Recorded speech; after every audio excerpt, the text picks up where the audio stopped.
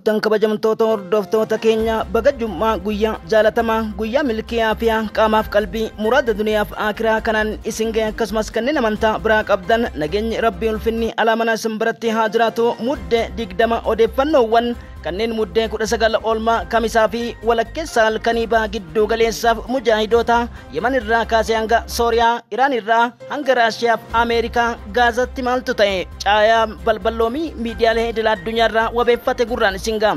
Kabajamtoota hordoftoota keenya sababa koopiraayitii turuu keenyaaf nuuf kolchaa isiniin jenna. Kanneen mujaahidotaaf chaanaalii kanaaf haaraa taatan sabskiraayib gochumaatii keenyatti dabalama laayik gochuun dagatina. Akkasumas hiriyoota jaalatanii qooda laayiviin keenya yeroo gadhiifamu akka nu guramnee fi taaptaap gochuu fi CTN komentii keessatti nu barreessuun dagatina isiniin jennati. Waraana idil addunyaa sodaa baa gidduu galeessaatii fi miidhaalee gurguddaa duguggaa sanyii Gaazaadha. Addunyaan maal jetti? Akkasumas baa gidduu galeessaa keessaa dulli Hudaydaa fi Yemen sanaa irratti gaggeeffame galmi isaa eessa kan jedhus dhageettu. ومن جهته قال الجيش الإسرائيلي أنه يواصل عملياته في شمال قطاع غزة دون أن يورد أي تفاصيل. استأنف مطار دمشق الذي كان مغلقا منذ سقوط نظام بشار الأسد عمله اليوم. قال أبو عبيدة ندعو إخوان الصدق أنصار الله إلى تصعيد هجماتهم.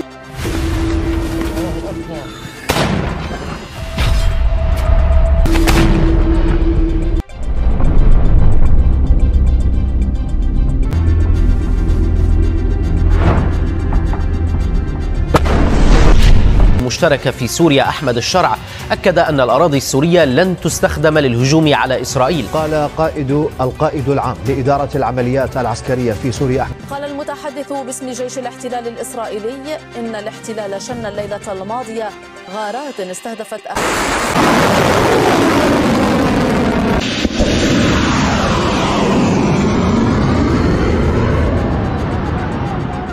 صدق الله العظيم انتصارا لمظلومية الشعب الفلسطيني وردا على المجازر بحق إخواننا في غزة وضمن المرحلة الخامسة من مراحل الإسناد في معركة الفتح الموعود والجهاد المقدس. kutaa gidduu galeessa Gaazaa sadii keessatti dhumaatiin Filisxeemota dachaa dabaluu fi reeffi nama sareen nyaatamaa jiraachuu gocha suukaneessaa qaanii addunyaa ta'uudha. Dhaabbata mootummoota gamtoomanii irratti dubbatamuuf haleellaa Israa'el gocha yakka seenaa keessattis galmee seenaa keessattis balaaleffatame ta'uudha. Dhaabbanni mootummoota gamtoomanii mirkanii dachiisteeta Filisxeemota irratti mirkaneessuu wal gaafachiisaa ta'e loltoonni Israa'el qondaala ajajaa waraanaa makanaayizidii humna injinara taankii wajjin 8 dhumachuu fi haleellaan dachaa dabalu lammiileen Filisxeeman gammatti dhuman 45,375 ta'uun wal gaafachiisaa yeroo ta'ee fi weerara Gaazaa irratti Gaazaan teenna jechuun gadi ba'u qondaaltota wajjira mootummoota gamtoomanii fi yaa'ii mootummoota gamtoomanii caaffee mootummoota irratti Israa'el kan qaanesse ta'uuf Ameerikaan gocha kanaaf itti gaafatamtu jechuun har'a Raafaa keessatti ammoo daangaa Filiidelfiyaattoonni Hamaas haarofni mujaahidoota 4,000 Gaazaa seenuu Israa'el kaat beeksiseeti jira. Ajajaan ministeera raayyaa waliigalaa Israa'el loltoonni 4,000 seenu har'a kan Gaazaatti ifa godhan ta'uudha. Ambaasaadar Yuunaayitid Neeshinii kan Israa'el Deeni Danan kan himatan ta'uuf Mustafaa Baargooti. Ministeerri yeroo akkasumas kan bulchiinsa Filisxeem West Bankis dubbataniiti deebii kennanii jiru. Dhimma kanaan wal qabatee fi butamu West Bankitti lammiilee Israa'el kaleessa galgala 8 maaltu ba'ee kan jedhu gurraan isin kenna. Wabiin kenna Al Jazeera, Al Arabiyaa Hindustaan Times irraa. Haleellaa abidda Ameerikaa fi Israa'el Yemenitti roobsaa dirqama obbolummaa keenyarraa duubatti nuun deebisu mujaahidoota obboleeyyan keenya Filisxeem Gaazaatti duguugamaa jiraniif hanga lubbuu keenyatti kennuuf qophoofne Yahyaa Saariin sa'aatii 24 keessatti haleellaawwan qindaawaa hawtii addunyaa ajaa'ibe doonii Ameerikaa lamatu dhidhime. Haleellaan guddaan rashrash humna bu'uura keessoof dhokataa citaawa Israa'el kan waraanaa guddicha haleele jedhame Netanyahu maraache Helziyaallee bifa dhidhiman. Saffisaan jeettiin keenya misaayilonni qindooman Yemen irratti jedhan Haifaan galgalatti deebifamte. Maaltu ta'e caayaan balballoomii hedduu isiniif qabatee dhiyaatee jira. Ministeerri muummee yeroo Muhammad al-Bashiriin Sooriyaan saamicha keessa kan jirtu haleellaan Israa'el ammas dhaabachuu dhabuun wal qabsiise. Sooriyaan walabummaa isii eeggachuuf bilisummaa argattee goonfachuu fi finciltoonni humnoonni hidhatan hundi qindaawaniitiin amma Sooriyaan bulchiinsa ce'umsaa ijaarattutti biyya ishee akka baraaran waamicha dhiyeessuu fi qaamoleen Ameerikaan bobba'aniif akkasumas warri lixaa murtoon isaan Sooriyaa irratti dabarsanii fi qoqqobbiin biyya isaanii kanaan dura Baashaar al-Asaad irra jiru akka irraa ka'u gaafachuu maddeen balballoomsaniitii jiran kanaan wal qabsiisee Abu Julaaniin Israa'eliin akeekkachiisuu miidiyaaleen balballoomsuu irratti jiran muummeen kaadhimamaa ministeeraa kan Firaans duraaniidha dubbii iccitii guddoo Gaazaa waraanamaa jirtuuf Aljaziiraa wajjin turtii godhaniin bibittinneessan Ameerikaan Gaazaa Israa'eliif kennuuf akka murteessites tokkoon himan hayti addunyaa gubbaatti akka hin jirres bibittinneessan. CTN deebii balballoomii intarvii Ameerikaa mataa dhukkubseef Israa'el saaxile qabatee dhiyaateeti jira. Abjuun Julaanii har'a dubbittiin kamiyyuu taanaan goolaan nu harkaan baasu qiyaamaa feetee buuti dachiin gadi gomboobdee samiin gadis dhiyaattu abadan jedhan. Benjamin Netanahuun kutaawwan magaalota sadi Sooriyaa qabachuun biyyoota Arabaa eekkamsiisuuf ajajaaf qoqqobbiin gamtaa Awurooppaa Israa'eliif eessaan as dhufe Ameerikaan dura dhaabbachuu. Kutaawwan Alaaskaadhaa weerara jeettiiwwan gurguddoo T-195 Raashiyaa kan foddaa girgireessee fi Alaaskaa jeeqee peentaagoniin shororkeesseen gadi baate. Yeroo jalqabaatiif waa'ee fincila Sooriyaa irratti Vilaadimir Roomich Puutiin dhiigni dhangala'aa tureef cubbuun bara baraa itti fufuu isaatiin Bashaar al-Asaad aangoo gadhiise. Mootummaan ce'umsaa akka uumamuuf kan gaafanne kabajamtoota hordoftoota keenya yeroo jalqabaatiif waa'ee baqachuu Asaadii fi Asaadiin akka waliin argin pirezidaantiin Raashiyaa dubbatanii jiru. Keessattuu haleellaa fi gocha duguuggaa sareen Filisxeemonni nyaachifaman kan addunyaa ajaa'ibee fi injifannoo mujaahidoota qondaala injinara fayyaa raafatti Israa'el irraa Hamaasiin butameef West Bankitti maaltu ta'e birgeediin mujaahidoota eessaan seenanii caayaan deebii qaba. Hanga xumura sagantaa keenyatti akkuma isiniin jenne akka nu guramne taap laayik gochuun dagatina. CTN sagalee mujaahidoota odeeffannoo waayitawaa qofa isinii dhiyeessa. balballoomii caayaa dhageeffadha.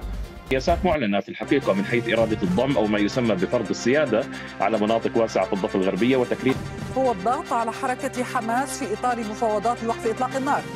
وتابعها قالت كتائب القسام إن مقاتليها تمكنوا من الإجهاز على 5 جنود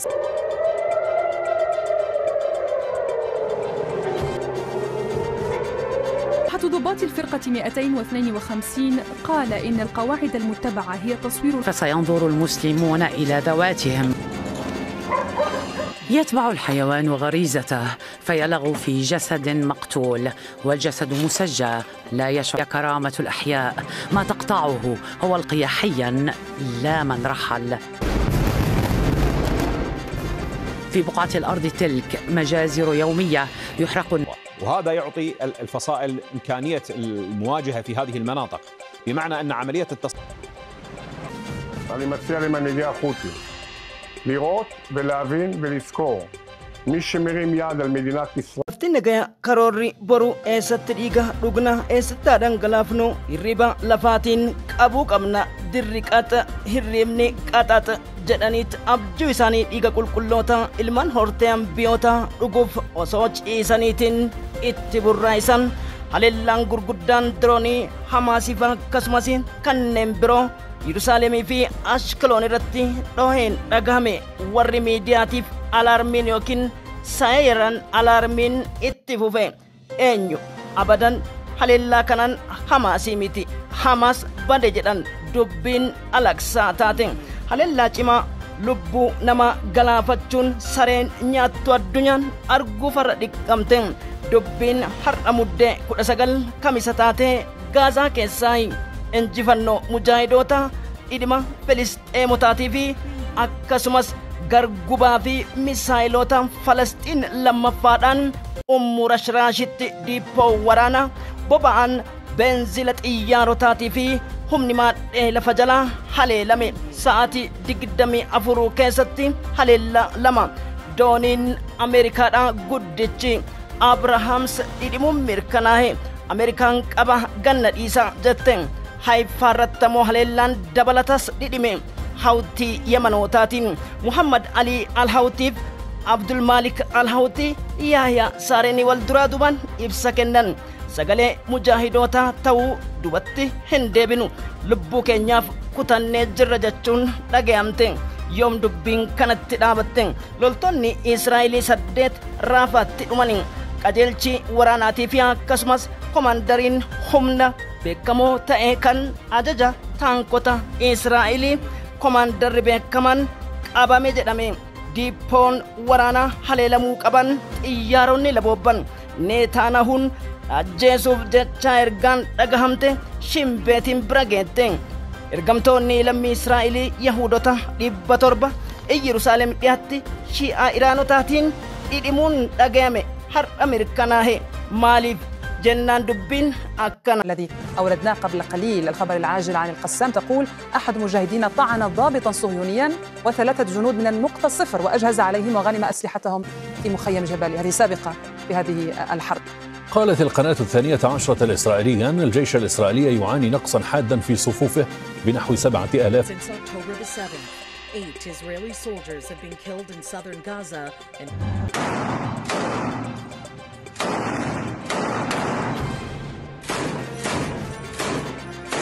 حقق بشكل كامل بالنسبة للجيش الإسرائيلي. نعم فصائل المقاومة أضعفت قدراتها بشكل كبير جدا وأصابها الكثير من الخسائر نتيجة العمل مع فصائل المقاومة لعدم معرفته نظام الأسد سقطت حصونه المنيعة على رأسها سجن صدنايا المرعب الذي صدمت ظروف الاعتقال فيه العالم. كاميرا العربية من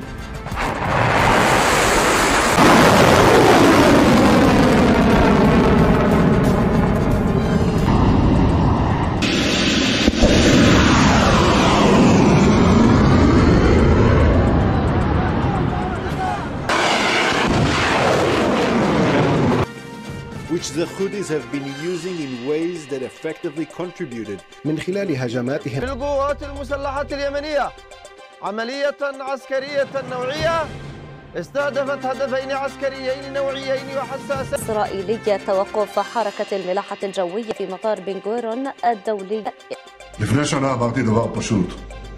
قبل سنة قلت أمرا بسيطا سنغير الشرق. إسرائيل فولاتش أبينو حماس بلاتوشا كوفلافين أمينو حماس جتشون آدتني تنهون هم حماس بلسنت جرة هنجفن ورانا فيس دهنو أمتا صفتين warri Gaazaa Filisxeemi himattan maqaaf nu darartan ofii keessaniif jecha riphee loltoota guramtoota keenya isin keessatti dhoksan dafaa baasaa jedhan. Oduun tana gidduutti ammoo Associated Pressiif Newsweek Human Rights Watch gadiin bayan mul'ii dhaabbata mootummoota gamtoomanii kutte. Kolatawwan kunniin deeggarsa mootummaa Tarkiitiin yeroo isaan loltoota Hamaas buusu saatalaayitiin keenya mul'isa jedhan Israa'el kaata. Tarkiin dubbii nu barbaaddeetti jirti. Tarkiin yeroo adda addaatti daangaawwan kutaa Sooriyaa keessattis humnoota kanneen maadheessaatti turte. Hamaas Masrii fi akkasumas Tarkiin alatti humna gana ga'u leenjisuu hin danda'u. Humni Gaazaa fi Filadelfiyaa nu harka ture karaa kamiin seena kan jedhu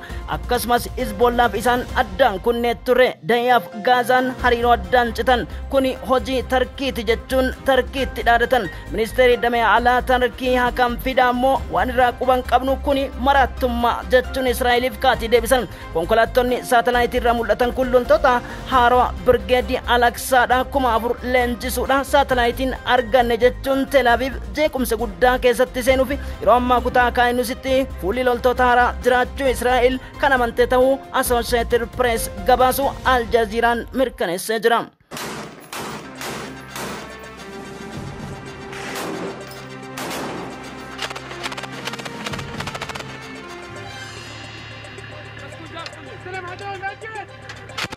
إيران وحزب الله بالعمل ضدهما في كل مكان وزمان وخصوصا في الأراضي السورية.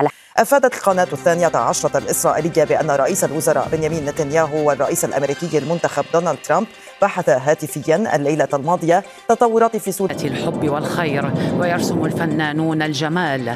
كيف سينظر المسلمون إلى ذوق المنيعة على رأسها سجن صدنايا المرعب الذي صدمت ظروف الاعتقال فيه العالم. كاميرا العربية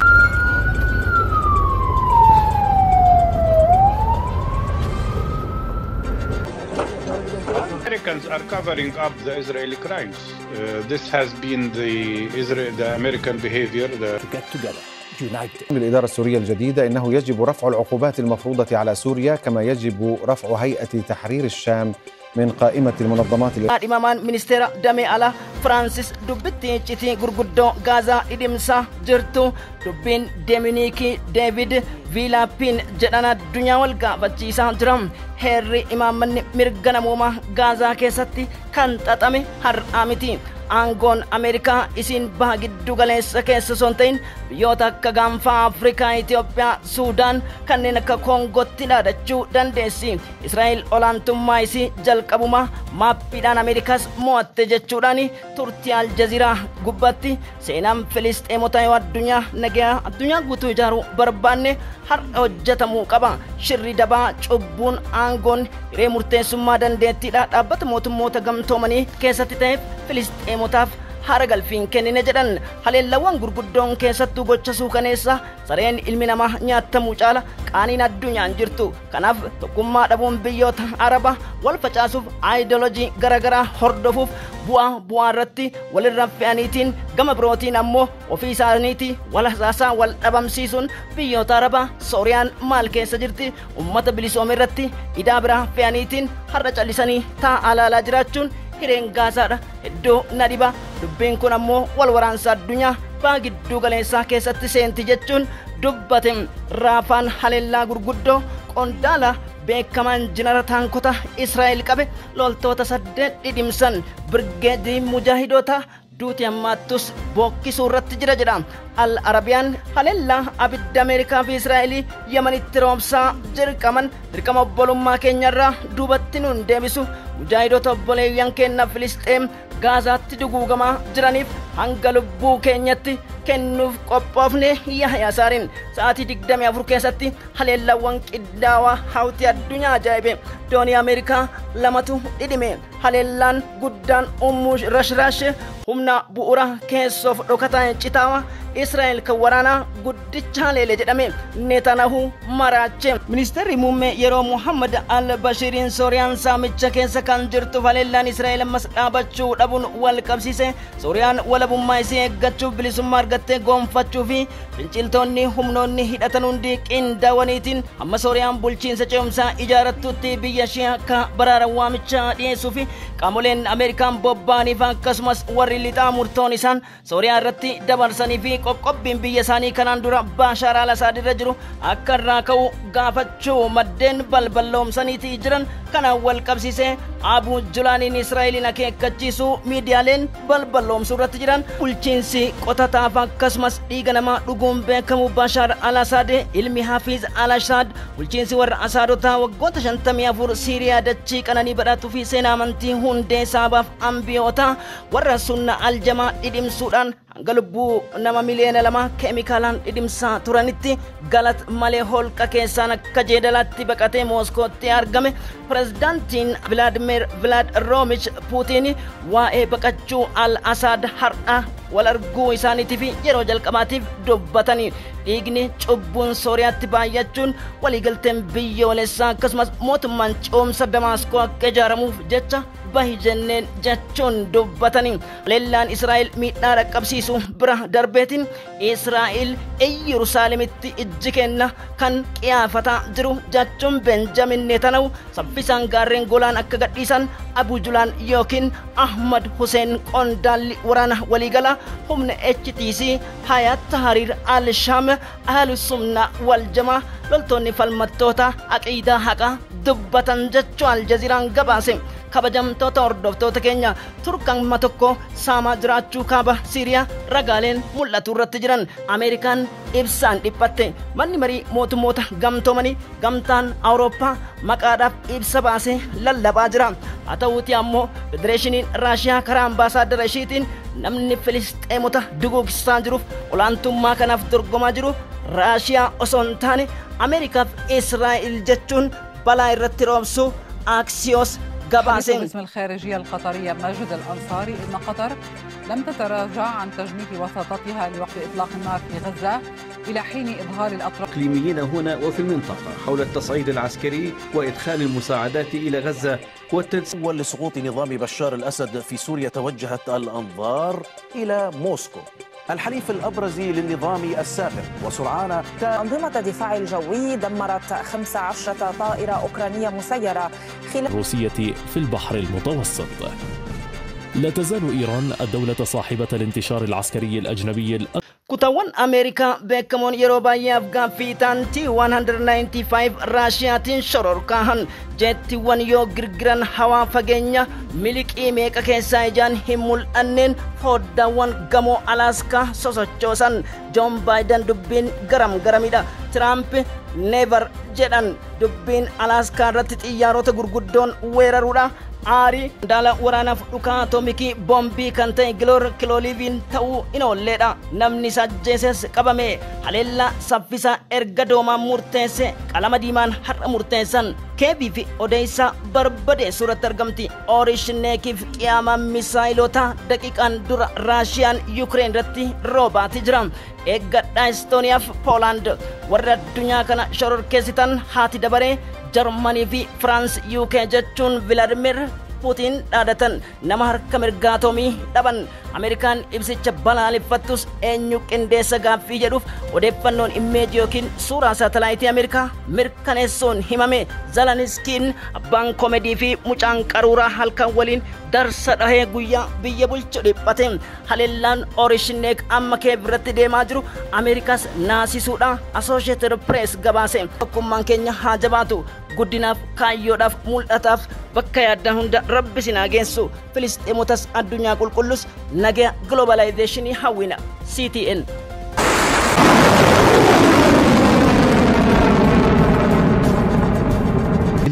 في غزة. Заложников продолжали подвергаться опасности. ما ترفضه واشنطن في المجلس هذا وأعلنت أجهزة الأمن الأوكرانية مسؤوليتها عن اغتيال مسؤول بارز في الجيش الروسي بانفجار وقع في موسكو حيث يشير People in his government, Ben-Gvir, Smotrich, want, which is a great Israel, to eradicate Israel. That's ideology, and one of the biggest dangers for the region is that what used to be a political issue, the question of Palestine, is today more and more a religious issue. And إن الولايات المتحدة ملتزمة بإتمام اتفاق قيحيا لا من رحل فرة سوادا في القلوب وعارا لا تخفيه أقنعة وشعارات. كيف سيكتب الشعراء